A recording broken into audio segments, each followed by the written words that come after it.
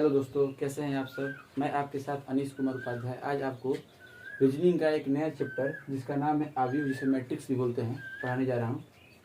देखिए, मैट्रिक्स को आव्यूह कहते हैं और आव्यूह का एक परिचय है। परिचय क्या है?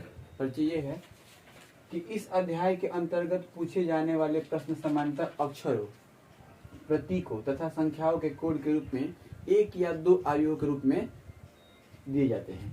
तो ध्यान दीजिएगा कि ये जो बोल रहा है कि अक्षरों, प्रतीकों और संख्याओं के कोड के रूप में, कि अक्षर क्या होता है, प्रतीक क्या होता है, संख्या क्या होता है, आखिर इसके बारे में हमको जानना तो जरूरी है ना। देखिए हम बताते हैं। देखिए यहाँ लिखते हैं अक्षरों,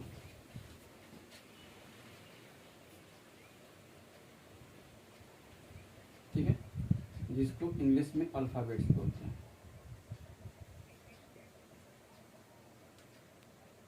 उसके बाद प्रतीकों। प्रतीकों कहने का मतलब है सिंबल्स से, ठीक है। और संख्याओं, संख्याओं कहने का मतलब नंबर से है। देखिएगा अक्षरों में क्या कहा जाएगा। अल्फाबेट्स कहने का मतलब आपको पता है, small A B C D Z तक, या small A B C D होगा जेड तक। उसके बाद प्रतीकों कहने का मतलब क्या है? प्रतीकों कहने का मतलब है सिंबल, जैसे डॉलर, @ कॉपीराइट, ठीक है, अल्फा, बीटा, गामा, इटिस, बहुत सारे हैं सिंबल्स बहुत सारे हैं। उसी तरह संख्याओं कहने का मतलब क्या है? संख्याओं कहने का मतलब उसका है कि 1 2 3 4, बहुत सारे इटिस के भी। तो ये जो अक्षरों के रूप में आ जाएंगे, प्रतीकों के रूप में आ जाएंगे, संख्याओं के रूप में आ जाएंगे, क्या आ जाएगा? आव्यूह। आव्यूहों पर आधारित प्रश्न को दो भागों में विभाजित किया गया है। कैसा कैसा? एक है एक आव्यूह पे आधारित प्रश्न, और एक है दो आव्यूह पे आधारित प्रश्न। तो देखिए मैं पहले बताने जा रहा हूँ कि एक आव्यूह पे आधारित प्रश्न किस तरह का होता है। जैसे आपके सामने टेबल दिया जाएगा, आव्यूह हमेशा टेबल के रूप में रहेंगे, ठीक है ना, इस तरह। और एक निश्चित बॉक्स रहेगा उसके, जैसे 1 2 3 4 5। उसी तरह इस साइड भी 5, 1 2 3 4 5।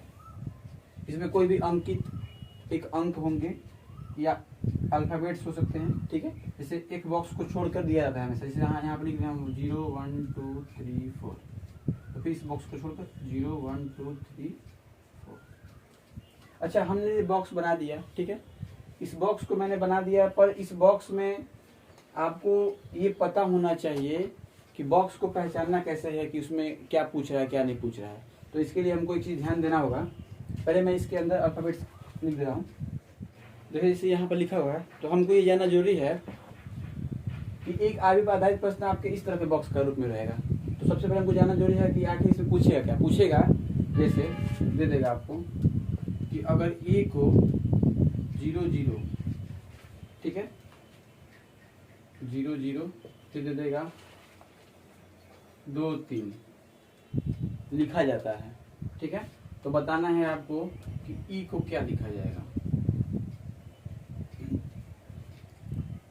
ठीक है। इस तरह प्रश्न दे सकता है, या दे सकता है आपको कि ए को 0 0 और 2 3 लिखा जाता है, जिसमें पहले पंक्ति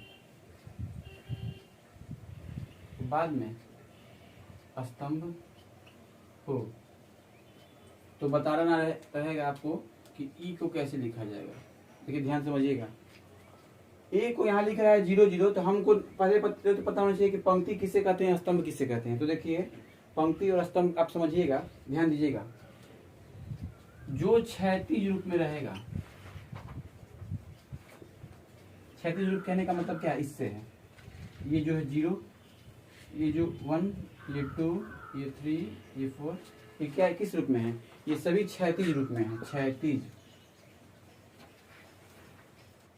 रूप में, ठीक है। तो जो क्षैतिज रूप में रहेगा उसे हम क्या बोलेंगे? हमेशा उसको हम बोलेंगे हिंदी पंक्ति, ठीक है। और इसको इंग्लिश में क्या बोलते हैं हम? रो।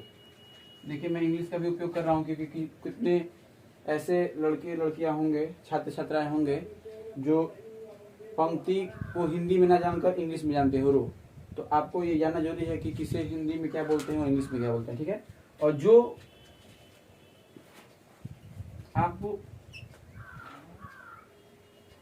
ऊर्ध्वाधर रूप में होगा, ठीक है ना, उसको हम बोलेंगे क्या, उसको बोलेंगे हम स्तंभ, जिसको इंग्लिश में हम बोलेंगे क्या, कॉलम, ठीक है। तो यहाँ देख रहे हैं हम कि ये जो क्षैतिज रूप में है, ये वाला 0, ये 1, ये 2, ये 3, ये 4, ये सब क्या हो जाएगा, ये आपका पंक्ति कहलाएगा। क्या पंक्ति, देखिए पंक्ति के रूप में होगा, क्या होगा, क्षैतिज वाला भाग। ये जो जितना भी 0, 1, 2, 3, 4, 5 जो है, 4 है, ये सब किस रूप में है, पंक्ति के रूप में। अब आपको ऊर्ध्वाधर कहने का मतलब क्या, ऊर्ध्वाधर कहने का मतलब लंबवत से है। लंबवत कहने का मतलब क्या होता है, देखिए क्षैतिज इस रूप में होता है, पता है आपको, और ऊर्ध्वाधर किस रूप में होता है, लंबवत रूप में होता है। तो अब बताइए कि यहाँ पर जो 0 है, 1 है, ये 2 है, ये 3 है, ये 4 है, ये किस रूप में है, ये लंबवत रूप में है ना। तो लंबवत रूप में है तो इसका कहने का मतलब कि इन सब को हम क्या कह सकते हैं, इन सब को हम कह सकते हैं स्तंभ, ठीक है ना। इसको सबको हम क्या कह सकते हैं, स्तंभ कह सकते हैं। क्या इतनी बातों का समझ पाए हैं, ठीक है। क्योंकि आपको पहले ये जानना जरूरी है कि क्षैतिज को क्या कहते हैं और स्तंभ किसे कहते हैं। जब ये आप जान गए तो यहाँ ध्यान दीजिएगा, अगर ए को 0 0 लिख रहा है तो हो सकता है कि पहले स्तंभ, पहले पंक्ति और बाद में स्तंभ लिया हो, क्योंकि ये स्तंभ है ना, ये स्तंभ यहाँ लिखेगा। तो हो सकता है इस 0 को पहले लिया हो, इस 0 को बाद में लिया हो, क्योंकि ए का 0 0 तो इसको हम क्लियर नहीं बोल सकते कि पहले क्या लिया है, क्योंकि यहाँ कहीं भी कुछ बोला नहीं है। लेकिन अगर हम 2 और 3 को देखते हैं तो हम ध्यान देते हैं कि 2 इस पंक्ति को अगर ले लें और 3 इस स्तंभ वाले को ले लें, तो देखिए 2 और 3 के सामने ए है क्या, है ना। तो इसका मतलब कि इसमें पहले पंक्ति लिया है, बाद में स्तंभ लिया है। अगर ध्यान दीजिए, मान लीजिए कि इस 0 0 को हम यहाँ पर स्तंभ पहले लिए होते और पंक्ति बाद में लिए होते, तो स्तंभ और पंक्ति को बाद में लिए होते तो यहाँ पर तो ए आ जाता। लेकिन क्या 2 3 से ए निकल पाता क्या, अगर इसको पहले स्तंभ मानते हैं तो इस 2 वाले को पहले अगर स्तंभ हम मानते हैं तो क्या, और इस वाले को पंक्ति, तो क्या मैं निकल पाता। देखिए 2 को स्तंभ मानते हैं और 3 को पंक्ति, तो 2 और 3 के जस्ट नीचे ए है, हाँ ए है। इसका मतलब कि इसमें पंक्ति ले लें या स्तंभ ले लें, दोनों के माध्यम से मेरा ए निकल जा रहा है, तो इसमें मेरा ई कैसे होगा। तो देखिए 1 0 हो सकता है, ठीक है, और क्या हो सकता है, मेरा 0 4 हो सकता है, बहुत सारे हो सकते हैं, जिसमें ई होगा वो ले सकते हैं। लेकिन आपको परीक्षा में ऑप्शन डिपेंड करेगा आपका कि आंसर क्या आ रहा है, ठीक है ना। अब ध्यान दीजिएगा, अब यहीं पर लिखे हैं a बराबर 0 0 और 2 3, जहाँ बोले हैं जिसमें पहले पंक्ति और बाद में स्तंभ लेना है। तो पहले पंक्ति कहने का मतलब इससे है और स्तंभ ये है, पहले पंक्ति बाद में स्तंभ, ए मिल गया। 2 3 कहने का मतलब कि 2 पहले क्या है, यहाँ पर 2 देखिए पंक्ति है और 3 स्तंभ है, तो 2 और 3 में मिल गया ना ए। तो इसी तरह यहाँ पर ई को क्या लिख सकते हैं, ई को लिख सकते हैं 1 0 मतलब 1 0, ठीक है ना। उसके बाद यहाँ पर देखिए क्या ई को और कुछ लिख सकते हैं, हाँ 0 4, देखिए कितना लिख सकते हैं। उसके बाद इस वाले में हो गया, इस वाले में हो गया, इस वाले में आते हैं ई है क्या, नहीं है। यहाँ देखिए ई छूट गया था, यहाँ पर मान लीजिए यहाँ पर ई कर देते हैं, ठीक है, ई और ये डी। तो यहाँ पर अगर ई देखते हैं तो 2 2 से मिल भी रहा है, 2 2 से मिल रहा है, 2 और 2 से, फिर इसमें आते हैं तो 3 और 1 से मिल जाएगा। क्या इसमें आएंगे 4 और 2 से मिल जाएगा, 4 और 2 से मिल रहा है ना ई। तो इसका मतलब ई के इतने सारे रूप हो सकते हैं, ठीक है ना, इतने हो सकते हैं। तो आपको एक स्तंभ पे आधारित प्रश्न में आया हल्का फुल्का। देखिए अभी आपको इंट्रोडक्शन दे रहे हैं, आपको समय आएगा जब प्रश्न आपको देंगे तो आपको समझ में अच्छा से आने लगेगा, ठीक है। तो इस चीज़ को ध्यान दीजिएगा, और आप इस चीज़ को चाहेंगे तो स्क्रीनशॉट भी ले सकते हैं लिखने के लिए। अब मैं मिटाने जा रहा हूँ उसको, देखिएगा। एक आयु पर आधारित प्रश्न किस तरह का मिलेगा, इस तरह का। अब इस चीज़ को मिटाता हूँ मैं और आपको 2 आयु पर आधारित प्रश्न बॉक्स बना के समझा देता हूँ। फिर इसके बाद हम आप लोगों को प्रश्न बनवाएंगे और प्रश्न से आपको दर्शन में आएगा। पहले टाइप 1 जिसपे 1 आयु पर आधारित प्रश्न रहेगा, और उसके बाद टाइप 2 आयु पर आधारित प्रश्न। तो ध्यान दीजिएगा, 2 आयु पर आधारित प्रश्न किस तरह का रहेगा, इस तरह का बॉक्स 2 दिया रहेगा, ठीक है, जिसपे एक निश्चित बॉक्स दिया रहेगा। इसका नाम आपको लिखा रहेगा अवयव पहला और दूसरे वाले का लिखा रहेगा अवयव दूसरा। अवयव हमेशा टेबल के रूप में होते हैं।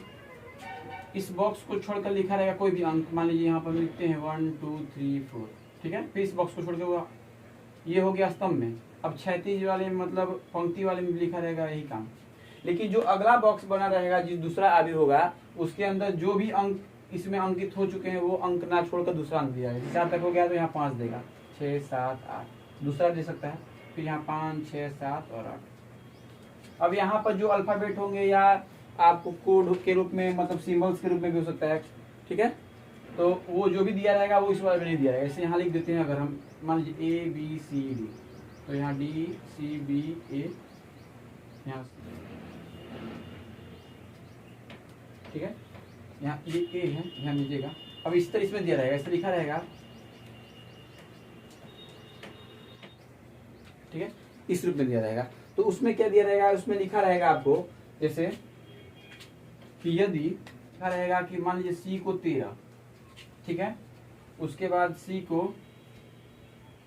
22 लिखा जाता है, तो बताइए B को क्या लिखा जाएगा। तो फिर वही काम आपके ऑप्शन डिपेंड करेगा। अब देखिए ऐसे यहाँ लिख सकता है, एक और चीज लिख देगा, जैसे लिख देगा कि अगर H को 6 7 लिखा जाए, ठीक है, या H को 8 5 लिखा जाए, तो बताइए कि F बराबर क्या होगा। तो आप यहाँ ध्यान से देख रहे हैं, C से तो 1 3 निकल रहा है ना, तो अगर हम C को 1 3 चेक करना होगा तो कहाँ से करेंगे, इस अवयव से, ना कि इस अवयव से। क्यों? क्योंकि इस अवयव में 1 से 4 तक दिया है स्तंभ और ये पंक्ति की संख्या, ठीक है ना, तो इसलिए हम इस वाले में से चेक करेंगे। लेकिन यहाँ पर H को ध्यान दे रहे हैं कि 6 7 दिया है, इसका मतलब कि इस वाले स्तंभ और इस वाले पंक्ति अभी दूसरे से चेक करना पड़ेगा हमको। क्यों? क्योंकि इसलिए कि H का जो मान दिया है 6 7 वो इस अवयव से उठा कर दिया है, और C का जो मान दिया है 1 3 वो इस मान से इसमें दिया है। इतना समय आ रहा है। तो इसे मान लीजिए B को क्या लिख सकते हैं, तो B को हमको यहाँ कंफर्म नहीं ना है कि एक पहले स्तंभ को लिया कि पंक्ति को लिया है, और यहाँ पर हम कहीं कुछ कह भी नहीं रहा है, तो उस आधार पे आपका ऑप्शन डिपेंड करेगा आपका आंसर, ठीक है ना। लेकिन यहाँ देखते हैं 1 3 देखते हैं, अगर हम पंक्ति को पहले लेते हैं, पता है आपको क्योंकि यहाँ पंक्ति है, बता चुके हैं, और ऊपर वाले को स्तंभ बोलते हैं। तो अगर हम C को पहले वाले को पंक्ति को मानते हैं, 1 ले लिए, और फिर 3 के ना यहाँ 1 के सामने और 3 के जस्ट नीचे यहाँ C है ना लिखा हुआ, इसका मतलब कि पहले पंक्ति और स्तंभ लेते हैं ना बाद में, तो ये मेरा 1 3 मिल जा रहा है। और 2 2 को देखते हैं, क्या इसको अगर हम पहले पंक्ति और बाद में स्तंभ लेंगे तो मिल जाएगा, हाँ मिल जाएगा। इसका मतलब पंक्ति स्तंभ से C का निकल जा रहा है। तो B का भी हम देख लेंगे, ध्यान दीजिएगा।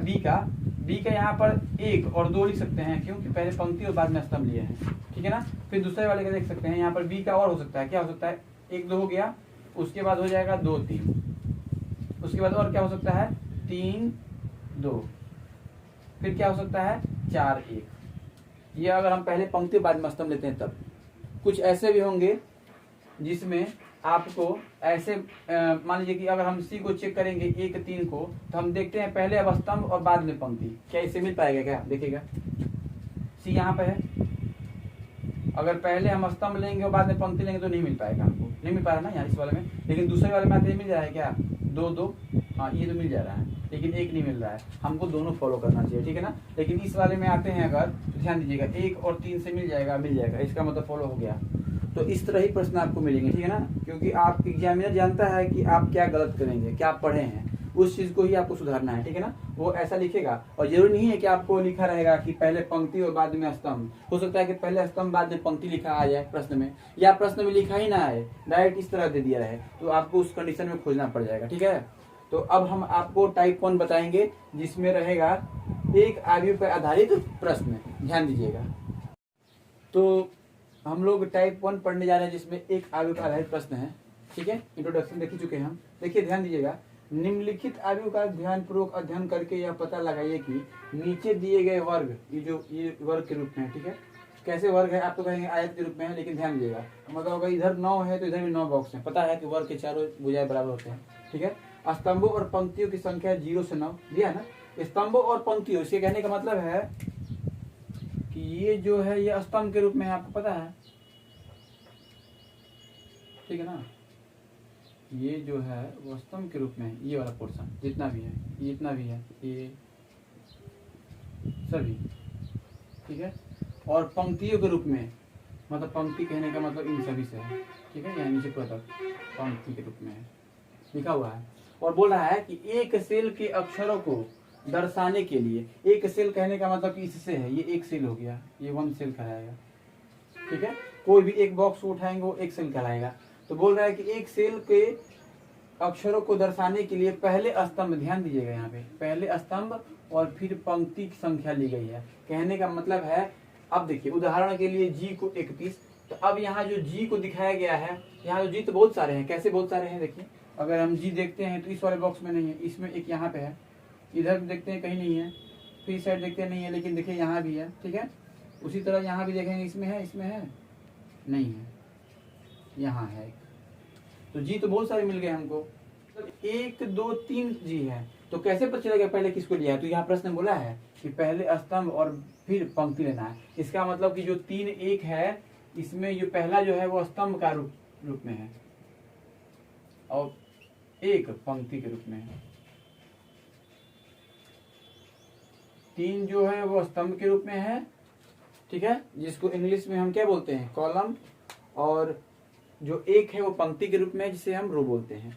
तो इसका मतलब कि अब हमको जो निकालना है माइंड, तो माइंड को निकालना रहेगा। तो m को अगर यहाँ 0 1 के रूप में लिखा जाएगा, i को अगर 6 और 1 के रूप में लिखा जाएगा, n को अगर 7 और 3 के रूप में लिखा जाएगा, और d को 3 और 6 के रूप में लिखा जाएगा। तो हमको एक बात ध्यान रखना है कि पहला जो आएगा अंक, ये सभी क्या बात हम बोल रहे हैं, ये सभी क्या काम करेगा? स्तंभ का काम करेगा। और जो दूसरा है 1, यहाँ पर 1, यहाँ 3, यहाँ 6, ये सभी क्या काम करेगा? पंक्ति का। तो हम देखते हैं, हमको हमेशा प्रश्न बनाना है तो किससे बनाना है? ऑप्शन से बनाना है, ठीक है। अगर आप चाहेंगे हम m का निकाल भी सकते हैं, लेकिन वो लेट लगेगा, ठीक है ना। इसलिए हम ऑप्शन से ही बनाना सीखेंगे, ठीक है, क्योंकि हमको टाइम बचाना सीखना है। ध्यान दीजिएगा, m का 0 1 मतलब हमको पहले स्तंभ लेना है। स्तंभ कहने का मतलब क्या है? स्तंभ कहने का मतलब इससे है, ठीक है ना, पता है ना। स्तंभ को क्या बोलते हैं? कॉलम। और इसको रो। तो हमको पता है कि रो ये है, ये रो है, और ये कॉलम, ये वाला कॉलम, ये रो। तो ध्यान दीजिएगा, तो क्या अगर हम 0 को पहले स्तंभ मानेंगे, इसका मतलब इसको लेंगे ना, तो 0 यहाँ पर कहाँ पे? यहाँ पे है, ठीक है। 0 अब जो पहले रहेगा उसको ध्यान देना है, और बाद में क्या है? 1 है, 1 मतलब रो। तो 0 यहाँ पर और रो में 1 यहाँ पर। क्या 0 और 1 के सामने m है? m मिल रहा है, तो इसका मतलब कि m का काम कर गया, इसमें m काम कर गया, ठीक है ना। देखिए हम इसको ब्लू से दिखाते हैं आपको, 0 1 m का काम कर गया। अब इसी तरह 6 1 को देखना है, तो क्या 6 यहाँ पर स्तंभ लेना है पहले, 6 यहाँ पर है, और 1 कहाँ पे? यहाँ पे। 6 और 1 के सामने i है 7 3 देखिए, 7 कहने का मतलब इससे है, और 3 कहने का मतलब इस पंक्ति वाले से है। 7 और 3 के नीचे क्या है? n है। देखिए इसका क्रम आगे पीछे हो सकता है, उससे कोई दिक्कत नहीं है। आप ये बात दिमाग में कभी मत रखिएगा कि m के यहाँ MIND पूछा है तो 0 1 का m ही मिल जाए, जरूरत नहीं है। ये हो सकता है कि m के जगह या n का मिल जाए, तो आप इससे घबराइएगा नहीं, ठीक है ना, घबराने का नहीं है। तो यहाँ ध्यान दीजिएगा, 3 6 जो है, क्या 3 यहाँ पर और 6 यहाँ पर है, तो 3 और 6 के नीचे e मिल गया, लेकिन हमको यहाँ पर मिला MINE, जबकि हमको निकालना क्या था? MIND। 3 तो मिल गया, लेकिन D नहीं मिला ना। तो अगर एक भी नहीं मिलेगा तो ऑप्शन गलत हो जाएगा। क्यों? क्योंकि मैं 4 ऑप्शन मिलना चाहिए।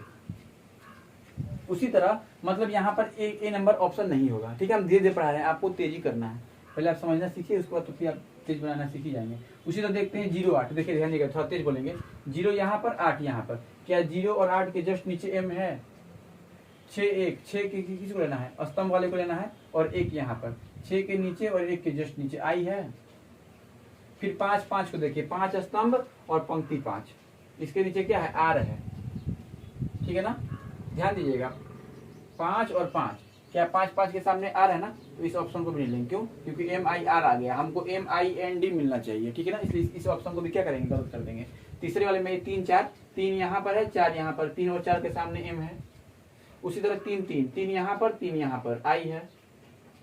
फिर 5 5 स्तंभ और 0 रो, ठीक है, और रो मत कहने का मतलब पंक्ति से है, n, ठीक है ना। और 1 7, 1 यहाँ पर है और 7 यहाँ पर d। देखिए MIND मिल गया जो पूछ रहा था, इसका मतलब तीसरा नंबर ऑप्शन है। अब आगे हमको चेक ही नहीं करना है। अगर ये ऑप्शन हमको पहले वाले ऑप्शन में मिल गया होता तो हम आगे चेक ही नहीं किए होते। हम चेक कब कर सकते हैं, जब आपका ऑप्शन पूछ दे ऐसे, मान लीजिए आपका ऑप्शन बोथ का दे दे, तो हो सकता है कि दो दो आंसर मिल रहा हो, या हो सकता है कि 3 आंसर दिया है जो तीनों का तीनों ना मिले और लास्ट वाला ऑप्शन नन ऑफ दिस का हो, तो उस कंडीशन में भी आपका क्या हो सकता है, उस कंडीशन में भी आपका आंसर हो सकता है। तो डिपेंड करता है option, option is very important, ठीक है। दूसरा देखिए JAIL, जेल, क्या जेल में भी वही काम करना है, पहले स्तंभ बाद में पंक्ति। तो देखते हैं हम, 3 स्तंभ 2 पंक्ति, जे मिल गया, ध्यान दीजिएगा। 0 5, 0 और 5, ए मिल गया। 2 5, 2 और 5, एल मिल गया, कोई दिक्कत नहीं है। आई जरूरी, आई लास्ट में मिल सकता है। 4 4, देखिए 4 यहाँ पर है और 4 यहाँ पर है, ई मिला।